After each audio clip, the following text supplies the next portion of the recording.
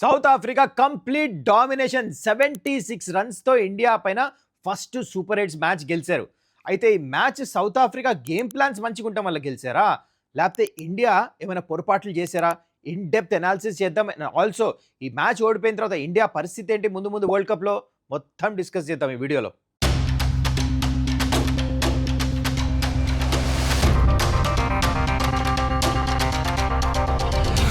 నమస్కారం, welcome to Suman's dugout powered by Trilight. మొత్తానికి first super eights match ఇండియాకి. It's not a match to remember. Dominate చేశారు South Africa, 76 రన్స్తో గెలిచారు. అయితే దీని వెనకాల చాలా గేమ్ ప్లాన్ ఉంటుంది South Africa. In detail 1 by 1 మీకు అనాలిసిస్ చేసి చూపిస్తా. కానీ బిఫోర్ ఐ గెట్ దేర్, మీరు ఇంకా ఛానల్ని సబ్స్క్రైబ్ చేసుకోకపోతే kindly do that. Let's start off with the toss. Black soil pitch. Toss గెలిస్తే ఫస్ట్ బ్యాటింగ్ చేయాలని ప్రివ్యూలో మనం డిస్కస్ చేసాం. Exactly both the captains wanted to do that. Surya కూడా చెప్పాడు టాస్ గెలిస్తే మేము ఫస్ట్ బ్యాటింగ్ చేసేవాళ్ళం అని చెప్పేసి. మొత్తానికి సౌత్ ఆఫ్రికా టాస్ గెలిచారు. చూడండి ఎంత తెలివిగా వాళ్ళు కండిషన్స్ అలవాటు చేసుకున్నాం. నేను చెప్తానే ఉన్నానా, ఇదే గ్రౌండ్లో వీళ్ళు మ్యాచ్లు ఆడుతున్నారు, లాస్ట్ 3 మ్యాచెస్ గెలిచేస్తున్నారు అహ్మదాబాద్లో. వీళ్ళకి చాలా గ్రేటెస్ట్ అడ్వాంటేజ్ అని. ఎగ్జాక్ట్లీ అదే జరిగింది. పిచ్ని మంచిగా రీడ్ చేశారు. Black soil pitch, first batting చేయాలని అదే చేశారు. 4 చేంజ్లు చేశారు టీంలో. ఇండియా సేమ్ ప్లేయింగ్ 11 ఆడారు. ఇది కూడా మనం చెప్పాం ప్రివ్యూలో. వాషింగ్టన్ సుందర్ ఆడతాడని చెప్పేసి తను కూడా ఆడాడు. అయితే ఆడిన రీజన్ ఏంటి, తన బౌలింగ్ పవర్ ప్లేలో తను ఎక్కువ వెళ్ళిపోయాడు. ఎందుకంటే ఇద్దరు లెఫ్ట్ హ్యాండర్స్ అవుట్ అయిపోయారు. దేవర్ 20 for 3. ఇద్దరు లెఫ్ట్ హ్యాండర్స్ని బూమ్రా అవుట్ చేశాడు. అరౌండ్ ద వికెట్ వచ్చి ఎక్స్పోజ్ చేశాడు. చూడండి, క్వింటన్ డికాక్ ఇన్ స్వింగర్కి ప్రాబ్లం అని మాట్లాడేమా, ఇన్ స్వింగర్ వేసారు, బోల్డ్ అయిపోయాడు. రెకెల్టన్కి ఏమో సాలిడ్ స్లోర్ వన్ వేసాడు. బ్లాక్ సాయిల్ పిచ్ గ్రిప్ అయింది, తను డిసీవ్ అయిపోయాడు, తను అవుట్ అయిపోయాడు. 20 for 3. మాక్రమ్ కూడా అవుట్ అయిపోయాడు హర్షదీప్ బౌలింగ్లో. ఇక్కడ ఇండియా డామినేట్ చేయాలి, కానీ ఏమైంది, వాళ్ళు డామినేట్ చేశారు. మిల్లర్ ఇంకా బ్రెవిస్ ఎట్లయితే బ్యాటింగ్ చేశారో 97 రన్స్ పార్ట్నర్షిప్, అది కూడా 50 బాల్స్లో వచ్చింది. కౌంటర్ అటాకింగ్ పార్ట్నర్షిప్ ఇది. ఇది ఎందుకు వచ్చింది తెలుసా? Super game plan. వాళ్ళు ఏం చేశారంటే వరుణ్ చక్రవర్తిని అటాక్ చేశారు. బాక్డౌన్ అవ్వలేదు, they had a game plan. ఇంకో 6th బౌలింగ్ ఆప్షన్ శివం డుబేని అటాక్ చేశారు. వీళ్ళిద్దరు ఎక్కువ రన్స్ ఇచ్చేశారు.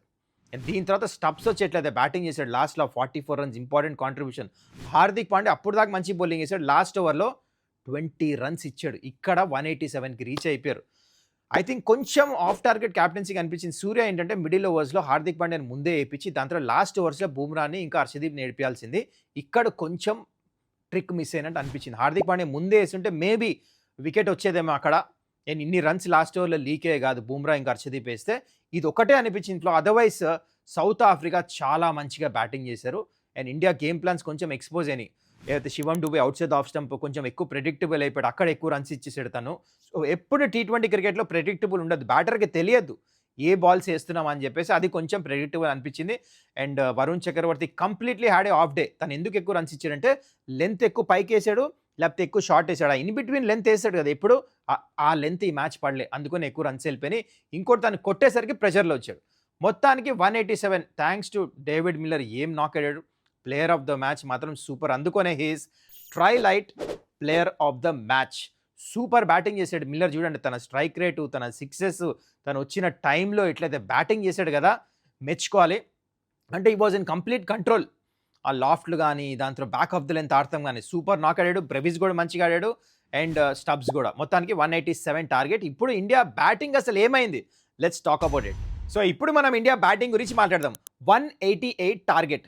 ఇండియాకి నెంబర్ 8 దాకా బ్యాటింగ్ ఉంది. You expect to get those runs. కానీ ఇక్కడ first I want to start with ట్రైలైట్ highlight of the match. Aiden Markram first over bowling వేస్తాడు అభిషేక్ శర్మ గురించి అని చెప్పేసి అందరం ముందే డిస్కస్ చేసుకున్నాం. అందరికీ తెలిసి దిస్ వాజ్ ఓపెన్ సీక్రెట్. అట్లనే వచ్చాడు.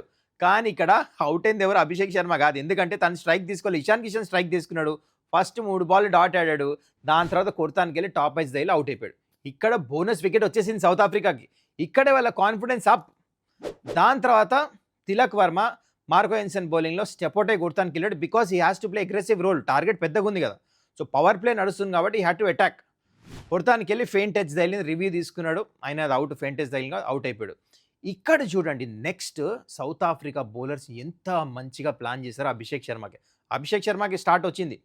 బౌండరీ కొట్టాడు ఫస్ట్ బాల్ స్పిన్నర్కి మాక్రమ్ బౌలింగ్లో. దాని తర్వాత ఒకటి ఇట్లా ఆడాడు, థర్డ్ మెన్ 6 కూడా వెళ్ళింది. సో మంచిగా వచ్చేసాడు ఫామ్లో అభిషేక్ శర్మ. రన్స్ వస్తాయి, తను కొడితే మ్యాచ్ కూడా ఈజీగా గెలిచిపోవచ్చు అని చెప్పేసి ఆ ఫీలింగ్ వచ్చింది. అంటే ఆ బౌండరీ ఆ 6 కొట్టిన తర్వాత. అయితే ఇక్కడ ఏం చేశారంటే సౌత్ ఆఫ్రికా బ్రిలియంట్ ప్లానింగ్. చూడండి, మీకు ఫీల్డ్ మ్యాప్ వేస్తున్నా చూడండి. Out side off stump deep point, deep covers పెట్టి వేశారు బౌలింగ్. జనరల్లీ అభిషేక్ శర్మకి ఎప్పుడు deep square leg, third man లేకపోతే డీప్ పాయింట్ పెడతారు. కానీ ఇక్కడ ఏం చేశారు, యూఎస్ఏ ఫీల్డ్ పెట్టారు ఫస్ట్, ఇది అట్లనే పెట్టారు, డీప్ పాయింట్ డీప్ కవర్ పెట్టి అవుట్ సైడ్ ఆఫ్ స్టంప్ వేశారు. పేస్ ఇయలే, slower ones outside off stump తను కొడుతున్నాడు, అందుకని బీట్ అవుతున్నాడు.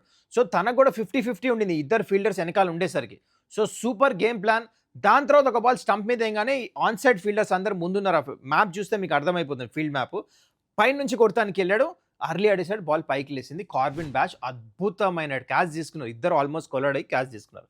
So they made this happen, game plan చేశారు. దాని తర్వాత Ngidi one of the main bowlers అన్న వికెట్ తీయలేదేమో, తన అనాలిసిస్ చూడండి, 4 overs 15 runs, ఒక్క బౌండరీ కూడా ఇవ్వలే Ngidi. This shows that quality bowler ఈ పిచ్ని అద్భుతంగా అర్థం చేసుకున్నారు. దాంతో సూర్యకుమార్ యాదవ్ తన అవుట్ అయిపోయాడు. దాంతో India was never in the game. Hardik Pandya వచ్చాడు, ఇంకా తన బ్యాటింగ్ వచ్చినప్పుడే 17-18 runs per over తను కొడతానికి వెళ్ళి అవుట్ అయిపోయాడు. ఓన్లీ డూబే 42 కొట్టాడు, తను ఇంప్రెస్ చేసాడు తను కూడా. అంటే మధ్యలో కొంచెం he was not able to hit. దీనికి కారణం ఏంటి తెలుసా, సౌత్ ఆఫ్రికా ఇవాళ ఒక గేమ్ ప్లాన్తో వచ్చారు. ఏంటంటే వాళ్ళు టాల్ ఫాస్ట్ బౌలర్స్, మంచి పేస్ వేస్తారు, high arm action, back of the లెంతే వేస్తారు వాళ్ళు. ఈ పిచ్ మీద బ్యాక్ ఆఫ్ ద లెంత్ వేస్తే కొడతాం కష్టం. దిస్ బ్లాక్ సాయిల్ పిచ్ కొంచెం స్టిక్కీ ఉండింది, ఆర్మ్స్ ఫ్రీ చేస్తానికి ఇవ్వలేదో, వేస్తానే ఉన్నారు. Slower once into the pitch చేశారు. మొత్తం ఆల్మోస్ట్ 65-70% బాల్స్ అయ్యే వేశారు. India was never in the game. 76 runsతో ఓడిపోయారు, 111 ఆల్అవుట్ అయ్యారు. Super game plan. దీనికా ఎందుకు తెలుసా why this happened, because South Africa ఇక్కడ 3 మ్యాచ్లు ఆడారు. I kept saying this before. Already అహ్మదాబాద్లో మ్యాచ్లు ఆడేస్తున్నారు, ఇండియా ఆల్రెడీ టూర్ చేశారు, అప్పుడు కూడా ఒక మ్యాచ్ ఆడారు ఇక్కడ. యునో అంటే ఒక మంచి సాలిడ్ ప్రిపరేషన్ క్యాంప్ కింద అయిపోయింది. ఎక్కువ ట్రావెల్ కూడా చేయలే, పిచ్ ఎట్లా ఆడుతుందో అర్థమైపోయింది, ఏ లెన్స్ చేయాలి, డ్యూ కూడా రాలే వాళ్ళకి ముందే తెలిసి. చూడండి ఇక్కడ డ్యూ రాదని చెప్పేసి స్ప్రే కూడా కొట్టారు గ్రౌండ్లో, డ్యూ రాలే, అది కూడా వెళ్ళిపోయింది సౌత్ ఆఫ్రికాకి. సో ఎంత అవగాహన ఉండేసరికి వాళ్ళకి ఈజీ అయింది. మొత్తానికి కన్విన్సింగ్గా గెలిచిపోయారు. 76 runs T20 ఫార్మాట్లో. అదిగో ఇండియన్ టీం ఐసీసీ ఈవెంట్స్లో ఇంతవరకు ఎన్ని రోజులైంది, ఆ వన్డే వరల్డ్ కప్ తర్వాత ఇప్పుడే ఫస్ట్ మ్యాచ్ ఓడిపోతాం ఇండియా. T20 వరల్డ్ కప్లో దేవర్ అన్బీటెన్. ఆ వన్డే వరల్డ్ కప్లో అన్ని మ్యాచ్ గెలిచారు ఎక్సెప్ట్ దట్ ఫైనల్. ఇప్పుడు ఓడిపోయారు. సో సౌత్ ఆఫ్రికా ముందు నుంచే మనం అనుకున్నాం ఫస్ట్ బ్యాటింగ్ టీం గెలుస్తుందని, ఎగ్జాక్ట్లీ అదే జరిగింది. ప్రివ్యూలో చెప్పాను మీకు. మొత్తానికి దట్ యాక్చువల్లీ హ్యాపెండ్. కానీ south Africa kudos to them, మంచి ప్లానింగ్, సూపర్ చేశారు. అయితే ఇప్పుడు పరిస్థితి ఏంటి, ఇండియా ఈ మ్యాచ్ ఓడిపోయిన తర్వాత నెక్స్ట్ మ్యాచ్ జింబాబ్వేతో చెన్నైలో ఉంది, లాస్ట్ మ్యాచ్ వెస్టిండీస్తో కోల్కతాలో ఉంది. వెస్టిండీస్ కూడా అక్కడ మ్యాచ్లు ఆడేస్తున్నారు. సో ఈ 2 మ్యాచ్లు గెలుస్తామే కాదు, మంచి రన్ రేట్తో గెలవాలి, అలాంటి సిచ్యువేషన్ వచ్చింది. ఎస్పెషల్లీ నెక్స్ట్ మ్యాచ్ చెన్నై గ్రౌండ్లో ఆడుతున్నారు, అక్కడ ఎవరితో, జింబాబ్వేతో. ఆ మ్యాచ్ మాత్రం మంచి కన్విన్సింగ్గా గెలుస్తారు. Still nothing is done for India, all positives అయిన ఈ మ్యాచ్ వదిలేయాలి. Maybe one day world cup last ఫైనల్లో వచ్చింది, మంచి ఇది అయింది, ఇప్పుడే వచ్చింది అనుకోండి, పాజిటివ్గా తీసుకోవాలి ఈ మ్యాచ్. Let's hope India will come back very strong. జింబాబ్వేతో గెలిచి వెస్టిండీస్తో కలిసి సెమీఫైనల్ క్వాలిఫై అవ్వాలని కోరుకుందాం. ఇంకా లాట్ ఆఫ్ టైం, సూపర్ 8లో ఒకటే అయింది, ఇండియాకి తెలిసి వచ్చింది. On given day law of average ప్రకారం ఏమైనా అవ్వచ్చు. మొత్తానికి kudos to South Africa. Toss గెలిచారు, ఫస్ట్ బ్యాటింగ్ చేశారు, 20 for 3 నుంచి ఎట్లయితే బౌన్స్ బ్యాక్ చేశారు కదా, well done South Africa. Super cricket order, కానీ lot of things to learn for India.